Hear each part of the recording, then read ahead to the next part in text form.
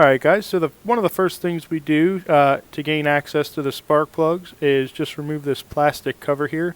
This cover sits behind the radiator, so you first have to take the radiator off. I do have a video on how to do that.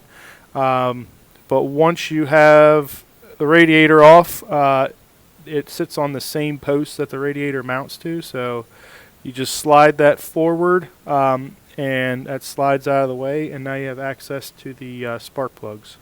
Now as you can see, there's a plastic tube. This is for the breather system or EGR system. I'm not exactly sure on that. Sorry about that, but you have to remove it because it blocks your access to the coil packs, and you have to remove those to get to the spark plugs.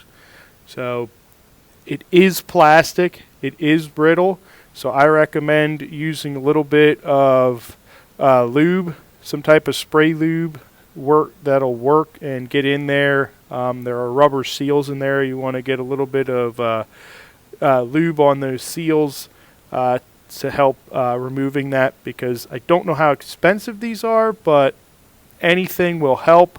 So just lube up. There's 3 points on there where it connects, so get some lube on there and let it sit.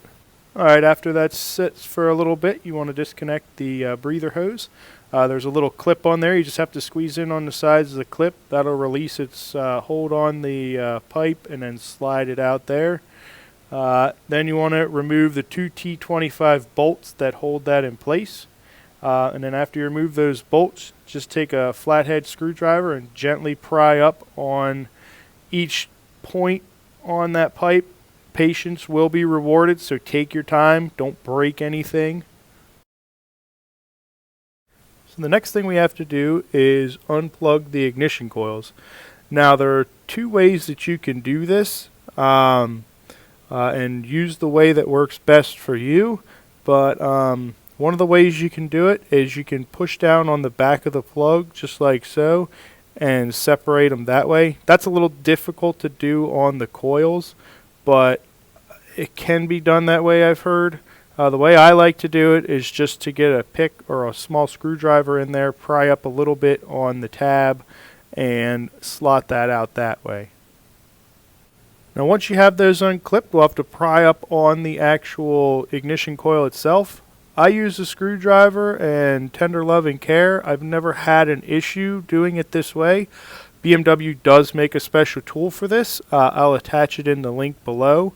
But these were fairly straightforward and pretty easy to remove. I didn't have too many issues with it. The BMW tool actually slots in. There's 2 spots on the coil where it slots in. And I just like to use a screwdriver and pry up ever so gently on those points there. Be careful. I've heard of people breaking them trying it that way. So if I were you, I would just get this BMW special tool for it, and then you shouldn't have an issue. Alright, before we actually remove the spark plugs, what we want to do is go ahead and wipe any loose debris off, especially above the valve cover or where the spark plugs lie. So you want to get any of that debris out of there. And then if you have access to compressed air, you want to actually take an air chuck and air line and blow out the actual spark plug holes. Get any dirt or debris out of there. It's important that you do that, so that way no dirt actually falls into the engine. So before we actually remove the spark plugs, that's what we want to do, just to get any of that dirt out of there or any potential dirt that might fall in there. Alright, so once we have all that cleaned up, we can then take the spark plug out.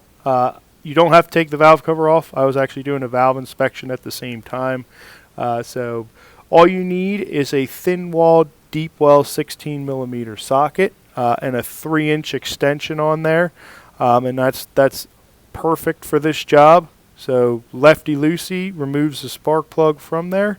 And then since it is just a socket, you'll also need either a magnet or the actual ignition coil to go down in there and fetch the spark plug out of the hole.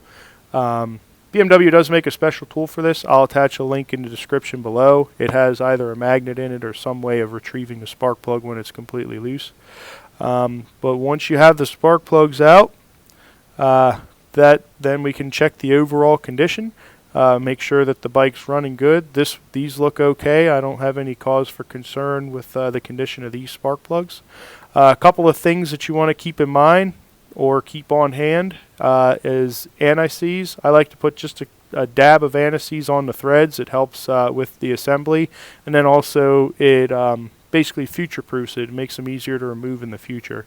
And then also have a little dielectric grease put on those ignition coils when you go and put those back on.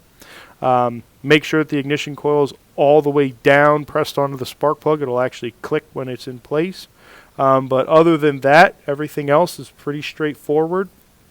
The exact reversal of disassembly. I hope this video helped you guys out. If you liked the video, give it a thumbs up. If you're not subscribed yet, go ahead and hit that subscribe button. I'm Matt with Motorworks. Hope this video helped you out. We'll see you in the next video. Thanks for watching.